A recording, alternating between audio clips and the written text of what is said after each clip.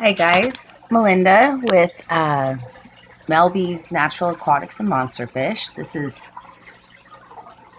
Mrs. Fat Pants. I don't know.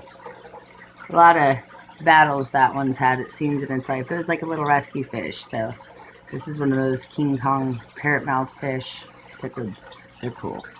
They're fun. I don't know. He was just a little guy. I just took like big guy. Anyway, so this is just my one of my bedroom tank setups. I've decided I'm gonna just have a series of videos called I Just Got Out of Bed and I Really Don't Care.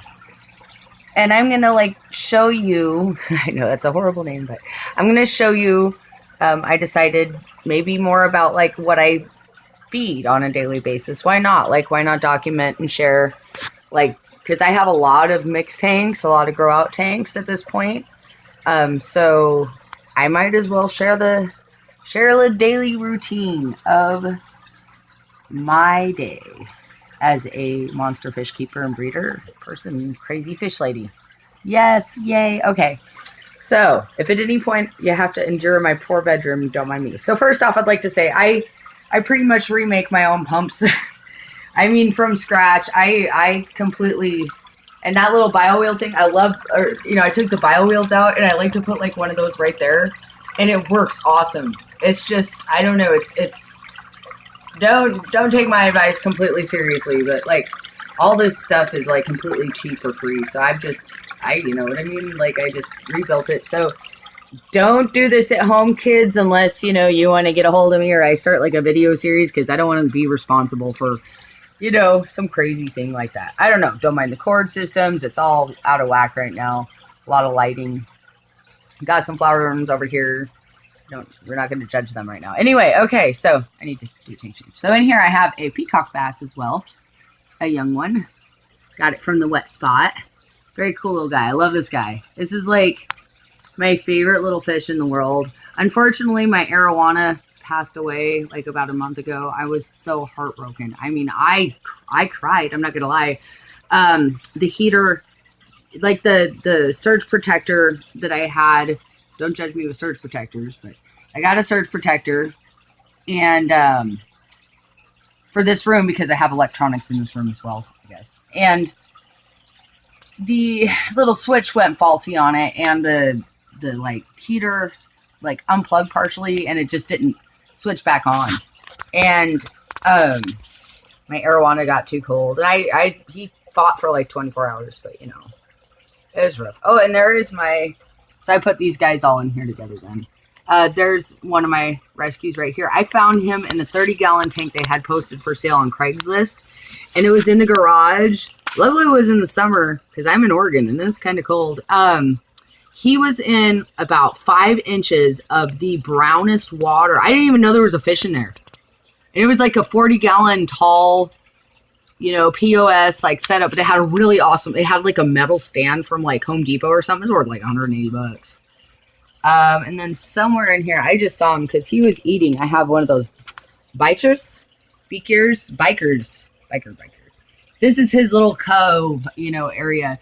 And this right here, I get this from the Dollar Tree. You might be like, oh, what's that? I use it for silencers, bacteria builders, all sorts of stuff. But in here, one time I noticed that because you always be like, why would you put a biker in there with a big sailfin? I mean, he's pretty small compared to him.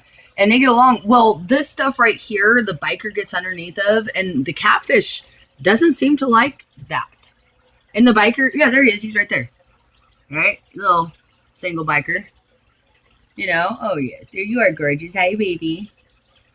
This guy's he likes me. He's the center. He's in my bedroom. I think I'm gonna make him a big old tank. I'm gonna because I can build tanks. That's another one of my little fun things I've been doing on the side is I've been actually taking and I started with repairing tanks that had broken sides. And then I was like, well, why not just start making big tanks? Oh, there you are. Hi, baby. It's why not start making my own tanks? Because I got fish like these guys that would do awesome in more of a square, shallow tank. Hi, honey. Yeah. These guys all love me. They're they're so awesome. I mean, I went from training horses to doing fish. So this is fun for me, you know. I love it. I love how these guys are just like, whoa. I mean, these guys are crazy cool fish. I mean, I've always been into fish, but more of just the regular fish, PetSmart fish type, not even like cichlids. As a kid, you know, and that I just recently got into really cool cichlids. Anyway, aside from all my breeding habits, we're talking about food. Now in this tank, like I will feed, and don't judge me, but this is actually kind of good stuff. I mean, I raise fish to breed. I'm not like looking for top shelf right now. I mean, I'm not really that picky. I raised horses, and I had perfectly good horses on good grass hay and decent grain. You know, I know about brand names and what they mean and pure ingredients enough that this is just what I feed for a cichlid person that wants to do it as a hobby. It doesn't want to, because I've done everything on completely little or nothing. So it's, you know, it's kind of one of those DIY build your fish business moments. Like I'm going to end up kind of with all the documenting. That's what it's going to come to. So, but with these guys, so I'll give them this. I give this to my African cichlids. This is my African cichlid food because it's the green, you know, it's got the veggie. I'll, you know, later on, you know, maybe even do a highlight. But if you know this food, you can look it up. It's got all the ingredients on the back. But this is what I'll feed, and I'll feed this because the Peacock bass really likes it, and so does Mrs. Fat Pants. I don't know why I call that fish Mrs. Fat Pants. I don't know. Let's just not even. We're not going to get there. Okay, so, boom. All right, stay.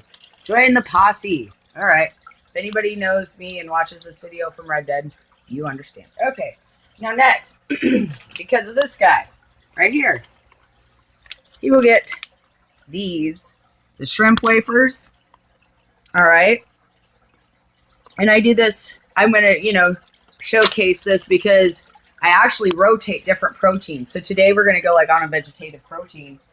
Now, I also give this. So of course, now a biker doesn't really need so much vegetation, and what they do, they'll get from, you know, this food right here, that biker will eat that. The biker won't eat this because it's pretty big. So these pellets, and then, you know, these shrimp pellets, I'll give those to the biker every day.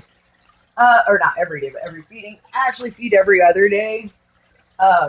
As far as I'll do like today's vegetation, and then tomorrow would be, and I only feed once a day. So this is every other day. So that's what I fed today. Now tomorrow, I'm going to feed, who knows where it went? Oh, it's over there. Now, here's where I get real fancy. See this stuff right here, cobalt? Although I've got a cichlid in here, it's not the best for cichlids, really. This stuff is great, but be careful because if you read on here, this stuff has thymine in it. Yeah, there we go.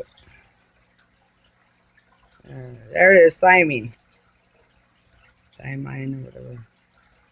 Yeah, thymine mononitrate. That's the stuff that gives them a hole in the head, right? So you gotta be careful with this. This I actually feed for like the biker kind of, you know, he loves this stuff. He goes crazy on this cobalt breeder stuff. But this I have for, like my guppies. I have a couple guppies. I have, you know, just different. I have an angelfish that really digs this stuff. So I'll give that to him on a protein day. All right. And I also have, don't judge. Oh, hold on. There it is. There we go. There's my Oscar tank. All right, so we're gonna go over here. Don't judge my super messy room right now. There's a Texas tank, but they're offline right now. They're like showing red Texases. All right. So super cichlid pellets. The omega ones, I love these. These are really high in protein. The reason I like these is because even though it says super color, I tend to stay away from fish foods that'll say for enhanced color, you know, for a lot of different reasons. But this one is, if you look at it, it's made with the fresh seafood. The protein in this, what brings out the color in this specific food is the salmon. So that's actually the kind of color food you want to look for, is colored food that enhances the color with salmon. This is also sinking because, I want this one to go down. The biker will eat it. The parrot mouth will eat it. We've got the bass will eat the ones that'll fall down, and even the catfish there will eat it. So this is kind of my rotation, right? So I've got a flake that's a good protein, and then I got, the super cichlid pellets to take care of this guy because that's what that one really likes. Let's say Monday, Wednesday, Saturday, all right, and then Tuesday, Thursday, Friday, Sunday, or something like that. Whatever rotation you want to do it on, I'll do more of a vegetative, and I tended to stick more on a 7-day week. I'll go 4 days vegetative, 3 days, more protein. And that is a great balance for this tank. If you have any of these species, you'll understand what I'm talking about. It's a great, good, I don't know, rotation. It's a good rotation. It's a good diet. You don't want to go protein one way too much. You don't want to go vegetative too much because you'll lose a lot of that muscle and a lot of tone and a lot of energy. So that's it. I just thought I'd do that because I've always just kind of thought of that. But whenever you're feeding in the morning and you got a bunch of tanks, you're like, yeah, whatever. But today, here it is. Again, Linda, Melby's Natural Aquatics and Monster Fish. You can see me on Facebook. Have a great day.